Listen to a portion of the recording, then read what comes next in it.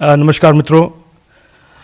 आज मैं डीमोनेटाइजेशन और इकोनॉमी के बारे में कुछ बात रखना चाहता हूं। और आप जानते ही हैं कि आज फोर्थ एनिवर्सरी ऑफ डीमोनेटाइजेशन। इस पर थोड़ा चर्चा भी हुआ है सोशल मीडिया पे, और हमारे कांग्रेस के मित्र उनके टिपिकल फैशन में थोड़े बहुत पोस्ट भी कर चुके हैं इसके बारे में। तो मैंने सोचा आज एक विस्तार से एक क्लैरिफिकेशन या एक विस्तार से एक एक्सप्लेनेशन किया जाए। 2014 से जब प्रधानमंत्री नरेंद्र मोदी जी को देश ने एक ओवरवेलमिंग मैंडेट से प्रधानमंत्री बनाया था, तभी से आज तक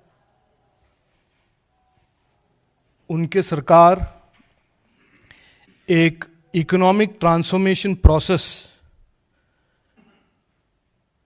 पर एम्बार्क हुए हैं। इसको मैं इसीलिए कह रहा हूं कि जो इकोनॉमिक ट्रांसफॉर्मेशन या इकोनॉमिक डिसीजंस हमने लिए हैं, सरकार ने लिए हैं इन 6 सालों में, इसका एक ओवरऑल फ्रेमवर्क है, एक ओवरऑल थॉट प्रोसेस है, जिसका एक हिस्सा है डीमोनेटाइजेशन।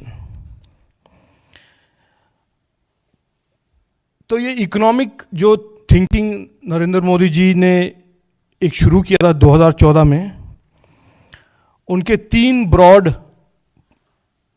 पिलर्स हैं जो आपके सामने मैं रखना चाहता हूं। आप जानते भी होंगे, लेकिन मैं रिपीट कर लूँगा। पहला ये था कि इकोनॉमिक स्ट्रैटेजी कोई वेस्टर्न बोरोड मॉडल्स या वेस्टर्न कैपिटल पर ही या वेस्टर्न एंटरप्रेन्योरशिप पर नहीं निर्भर करेगा। It will capitalise, it will be based on the strengths of Indian people, Indian enterprise, Indian entrepreneurship, और हमारा जो एनर्जी और स्पिरिट है उस पे बिल्ड होगा। दूसरा फंडामेंटल पॉइंट ये था कि हम जो 70 साल से गरीबी और गरीबों को एक fixed immovable attribute of Indian economy कर मानते थे, उसको हम बदलेंगे, और उसको हम बदलेंगे through economic growth, through economic development. और गरीब को एक road map towards prosperity and opportunity, वो एक इंट्रिंसिक प्रिंसिपल होगा हमारी इकोनॉमिक थिंकिंग में। और तीसरा था use of technology, use of determined clean government to clean up the economy, यानी कि इकोनॉमी को एक तरह से क्लीन अप किया जाए। क्रोनी कैपिटलिज्म से कॉर्नरिंग ऑफ रिसोर्सेस, जो एक फेमस, मैं भी आपको बोर नहीं करूंगा तो लेकिन आप जानते ही हैं कि 10 साल में क्या क्या हुआ था। और इंश्योरिंग कि गवर्नमेंट रिसोर्स बेनिफिशियरीज तक पहुंचे विदाउट लीकेज एंड करप्शन, जो हम अंत्योदय मानते हैं। यानी कि सरकार का जो नीयत है, सरकार का जो इंटेंशन है, सही तरह से पहुंचे to the last man standing. वो हमारे लिए एक आर्टिकल ऑफ फेथ है हमारी इकोनॉमिक थिंकिंग में। तो ये था 2014 में हमने जो शुरुआत किया था नरेंद्र मोदी जी की सरकार ने। और इसका जो मोमेंटम है, ऑपोजिशन आज तक इसको ना तो रोक पाया है, ना उसको इसके मोमेंटम को ब्लंट कर पाया है। उनके जो वेस्टेड इंटरेस्ट हैं, वेस्टेड बिजनेसेस हैं, वेस्टेड जो भी आप कह सकते हैं, उनके एक्सपोजर में वो कोई रुकावट नहीं ला सकते थे, ला पाए हैं अभी तक। और इसीलिए उनका एक स्ट्रैटेजी बन गया है, जो जब वो क्रिटिक नहीं कर पा रहे हैं overall economic progress, overall economic growth, और जो आप जानते हैं प्री कोविड हम $2.7 ट्रिलियन की इकोनॉमी तक पहुंचने वाले थे, except for this Covid pandemic. तो इसलिए वो आउट ऑफ कॉन्टेक्स्ट ऐसे इश्यूज को उठाते हैं और वो ट्विस्ट करके मोड़ के उसको एक नैरेटिव बनाने की कोशिश करते हैं, जैसे उन्होंने आज डीमोनेटाइजेशन भी किया। मैं आपको एक कोट दे दूं before I launch into demonetization, और ये है कांग्रेस पार्टी के फेवरेट इकोनॉमिस्ट रघुराम राजन का कोट। और उन्होंने कहा था, and I quote, we have substituted crony socialism with crony capitalism, where rich and influential receive land, natural resources and spectrum in return for payoffs. ये उनका कोट है और ये डिस्क्राइब कर रहा है 10 साल का जो हम लॉस्ट डिकेड मानते हैं यूपीए सरकार को। तो यही लोग जिन्होंने 65 साल इनफॉर्मल सेक्टर को 80 से 85% का जॉब मार्केट को, उस स्ट्रक्चर को बनाए रखा, गरीबों को गरीबी में ट्रैप किए करे रखा, और जो करप्शन को एक मेन स्ट्रीम एक्टिविटी मानकर, मेन स्ट्रीम पॉलिटिकल एक्टिविटी मानकर चला रहे थे 10 साल, वही लोग आज डीमोनेटाइजेशन पे कमेंट कर रहे हैं।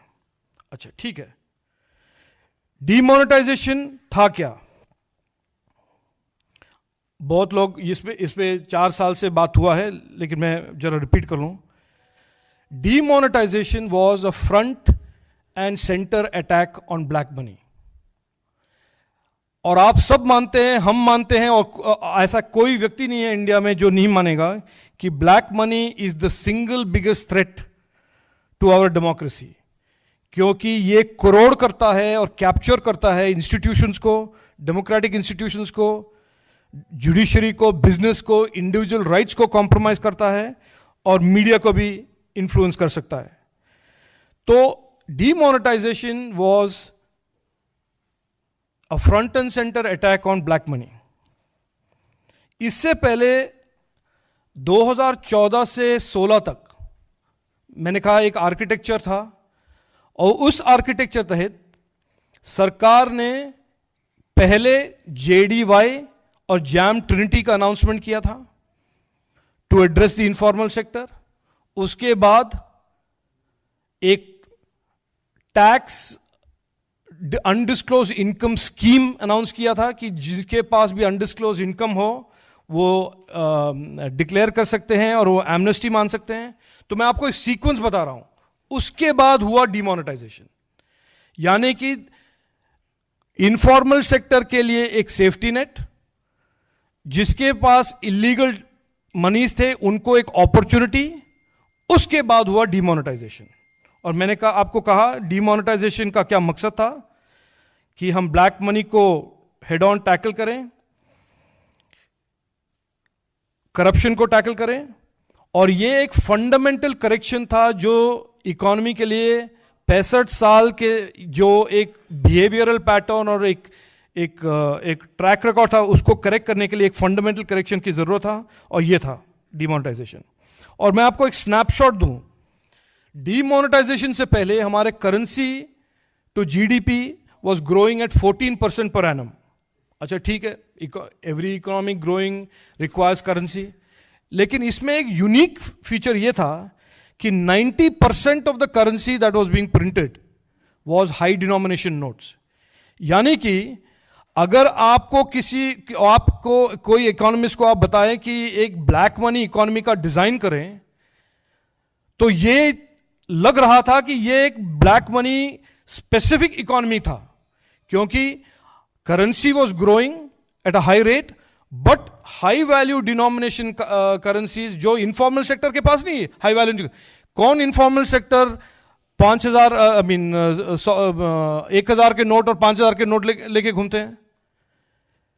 तो देयरफॉर ये एक डिसफंक्शनल सा कैश इकोनॉमी बन गया था, जहां पे black money was driving asset prices. और जैसे आरबीआई के सुब्बाराव जी जो प्रीवियस गवर्नर थे, डीमोनेटाइजेशन के टाइम पे उन्होंने एक कोट किया था कि demonetisation was a creative destruction of a destructive creation. And destructive creation here meaning black money. अच्छा, डीमोनेटाइजेशन का क्या इंपैक्ट हुआ है? तो वही है, that is the main issue. The rational मैंने बता दिया, डीमोनेटाइजेशन क्यों हुआ और कैसे एक सीक्वेंस में हुआ और कैसा एक ओवरऑल इकोनॉमिक आर्किटेक्चर का एक पार्ट था। डीमोनेटाइजेशन के 3 इंपैक्ट हैं, थे और हैं। एक तो clean up of the economy, जैसे मैंने कहा, बहुत सारे डिपॉजिट्स, बहुत सारे डिपॉजिटर्स, बहुत सारे बिजनेस के स्क्रूटनी जो अंडरग्राउंड थे वो सब ओवरग्राउंड हो गए हैं। बाय द वे, ये सब हम एक डॉक्यूमेंट में दे रहे हैं, संजय जी एक डिस्ट्रीब्यूट करेंगे आप। तो 3, एक तो clean up of the economy, काफी कुछ ओवरग्राउंड आ गया है, उन पे प्रोसिक्यूशन, उनका केस वो सब चल रहा है, उसका लिस्ट हम डिस्ट्रीब्यूट कर देंगे आपके पास, आपके साथ। दूसरा, फॉर्मलाइजेशन, इनफॉर्मल सेक्टर का फॉर्मलाइजेशन, और इसका इंपॉर्टेंस मैं आपको स्ट्रेस कर दूं कि इसका इंपॉर्टेंस जिस आज के दिन पैंडेमिक के टाइम में फॉर्मलाइजेशन का बेनिफिट इतना ऑब्वियस है कि हम थ्रू जेडीवाई, थ्रू हमारे डायरेक्ट बेनिफिट ट्रांसफर, इतने सारे इनफॉर्मल सेक्टर लोगों और गरीबों के पास डायरेक्टली गवर्नमेंट के बेनिफिट्स, गवर्नमेंट के पैसे, गैस सिलेंडर वगैरह पहुंचा पा रहे हैं। तो ये फॉर्मलाइजेशन कोई छोटी चीज नहीं है। इनफॉर्मल सेक्टर जो 80%, 65 साल से लोग बिना कैपिटल, बिना कोई सोशल सिक्योरिटी सपोर्ट, दे वर सर्वाइविंग एज इनफॉर्मल सेक्टर, उनको प्रोग्रेसिवली फॉर्मल बनाना, इसका मतलब यह है कि गवर्नमेंट के सपोर्ट, गवर्नमेंट के सब्सिडीज, गवर्नमेंट के जो सोशल सिक्योरिटी स्कीम्स हैं, वो सब इनके पास आसानी से पहुंच सकते हैं। तो फॉर्मलाइजेशन का एक सिग्निफिकेंट फेज हुआ है थ्रू डिमोनेटाइजेशन। और तीसरा पॉइंट है गवर्नमेंट के रेवेन्यूज। फॉर्मलाइजेशन का एक बेनिफिट है कि टैक्स टू जीडीपी रेशियो, जो tax collections have gone up, और एक एकेडमिक स्टडी भी आया है हार्वर्ड यूनिवर्सिटी और नेशनल यूनिवर्सिटी ऑफ सिंगापुर से, जो बताता है कि by increasing digital transactions, by increasing formalisation of informal transactions, revenue aggregation, यानी कि जो गवर्नमेंट के पास पैसा आता है गरीबों के कल्याण में स्पेंड करने के लिए, उसका एक बॉयंसी, उसका एक ग्रोथ भी सस्टेनेबल हो जाता है। और गवर्नमेंट के बैंक्स में बैंकिंग डिपॉजिट्स का भी इंक्रीज हुआ था। तो मैं समराइज ये कर रहा हूं कि डीमोनेटाइजेशन से 3 सिग्निफिकेंट टैंजिबल बेनिफिट्स आए हैं। एक तो cleaning up of the economy and fight against corruption. Second is formalizing of the economy, जो इनफॉर्मल सेक्टर में लोग कैपिटल और गवर्नमेंट सब्सिडीज के बिना रह रहे थे बहुत साल से, उनको ये एक इनका बेनिफिट मिलने लगा है। और तीसरा, गवर्नमेंट के रेवेन्यूज। और गवर्नमेंट के रेवेन्यूज के बारे में एक चीज बताऊं मैं, एक रिपोर्ट आया था कि 2016 तक tax to GDP ratios was constantly declining, यानी कि देश के 4% या 5% लोग ही टैक्स देते थे। डीमोनेटाइजेशन के बाद हम देख रहे हैं कि tax to GDP ratio has been healthily growing and dramatically growing. और ये सब डिटेल हम आपको इस डॉक्यूमेंट में पहुंचा देंगे। और आज के दिन करेंसी टू जीडीपी आ गए हैं वापस लेवल्स में 9 to 10%, नॉट 14%। बट ये परसेंटेज भी हाई है क्योंकि हम लो डिनोमिनेशन नोट्स आज ज्यादा छप रहा है, ना कि हाई डिनोमिनेशन नोट्स। तो इसका मतलब यह भी है कि होर्डिंग ऑफ करेंसी जो पहले हो सकता था, पहले यूपीए के सरकार के टाइम, वो अब कम चांसेस हैं क्योंकि लोअर डिनोमिनेशन करेंसी ज्यादा है।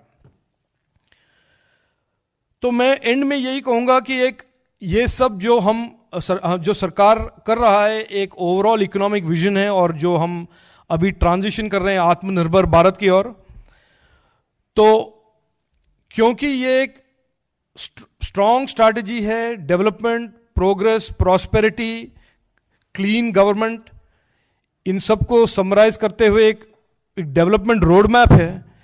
और क्योंकि उसमें कुछ क्रिटिसाइज करने के लिए है नहीं, तो ऑपोजिशन का ये एक स्ट्रैटेजी बन गया है कि एक आउट ऑफ कॉन्टेक्स्ट को भी कुछ भी लो और उस पर कमेंट करो। तो मैंने सोचा इसलिए आज आपको क्लैरिफाई कर दूं कि क्या है overall road map, overall architecture, और डीमोनेटाइजेशन जो एक बहुत ही इंपॉर्टेंट स्टेप था उस रोड मैप और आर्किटेक्चर में, उसका क्या बेनिफिट था। Thank you. Look, yeah, see, I will draw your attention to two words. One is a word called irony, and the second is a word called hypocrisy. And then, for good measure, I'll add a third word called shamelessness.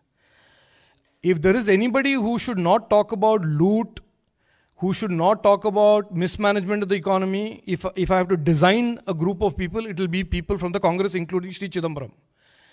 So I will not respond to these baseless, random allegations, excepting to say what I have said in this press conference, that the demonetization was an important step, and almost a third step starting in 2014 of the Prime Minister's intention to create a cleaner economy, and an economy where the resources of the economy are equitably available for the poorest of the poor in this country. The facts are all out there. We will be happy to share the information with you. Demonetization has been good for the country and has been good in terms of cleaning up the economy, increasing tax resources, and for formalizing the informal sector.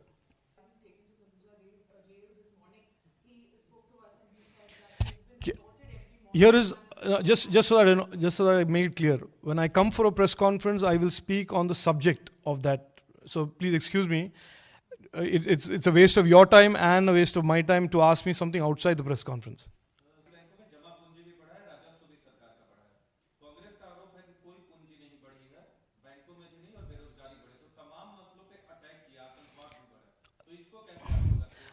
अच्छा, कांग्रेस का जो data set है, मालूम नहीं कहाँ से लेते हैं, वो किस देश का डेटा पे ये स्टेटमेंट करते हैं। आप आरबीआई का रिपोर्ट पढ़ लो, बैंक्स में डिपॉजिट्स इंक्रीज हुए हैं, बेरोजगारी इंक्रीज, ये तो इनका एक नारा है, इनका एक नरेटिव है, वो बहुत सालों से चला रहे हैं, इसमें कोई तथ्य नहीं है, there is no facts to back it up. The facts are what I just said, that this government, Prime Minister Narendra Modi ji's government, inherited an economy that was beset with rampant corruption and loot, and a huge amount of black money. Or demonetization was one of the steps taken to ensure that the economy was cleaned up and there was a frontal fight against corruption. Abhi, if the Congress is unhappy with it, it is only the Congress that is unhappy with it, and we will leave it at that. देखिए, इसीलिए मैं कह रहा हूं, ये जो पूरे story को मैं 10 चैप्टर का स्टोरी बता रहा हूं आपको, और कांग्रेस एक लास्ट चैप्टर का एक पन्ना लेकर कहेगी कि बस 99.3 आ गया है, तो वो तो डिस्क्लोज हो गया, ये तो इसमें कोई रेवलेशन नहीं है। लेकिन जो धन आया है डिपॉजिट, उसके कारण बहुत जो अंडरग्राउंड कैपिटल था वो ओवरग्राउंड आ गया है। उसका दो नतीजा है, एक तो मैंने कहा deposits in banks have gone up, दूसरा जो इलीगल बिजनेसेस थे उन पर स्क्रूटनी अभी 2016-17 से शुरू हुआ है। तो एक बिहेवियरल चेंज भी आ गया है कि लोग जानते हैं कि ऐसे काले धन से बिजनेस चलाना डेंजरस है। तो 99.3 आ गया है, ये तो आरबीआई ने बता दिया, 3 साल पहले बताया, या आज उनके पास कैसे रेवलेशन आ गया मुझे मालूम नहीं। तो डीमोनेटाइजेशन का मैंने कहा 3 ऑब्जेक्टिव्स थे। One is crack down on corruption, second is formalizing the informal economy, and the third is to improve the tax and tax revenues of the government. तीनों के 3 ऑब्जेक्टिव्स में डीमोनेटाइजेशन वाज सक्सेसफुल। अच्छा, कांग्रेस को संतुष्ट बनाने में demonetisation का कोई ऑब्जेक्टिव था नहीं, और होगा भी नहीं। तो उनको जो भी उदासी है वो तो उदास रहेंगे ही।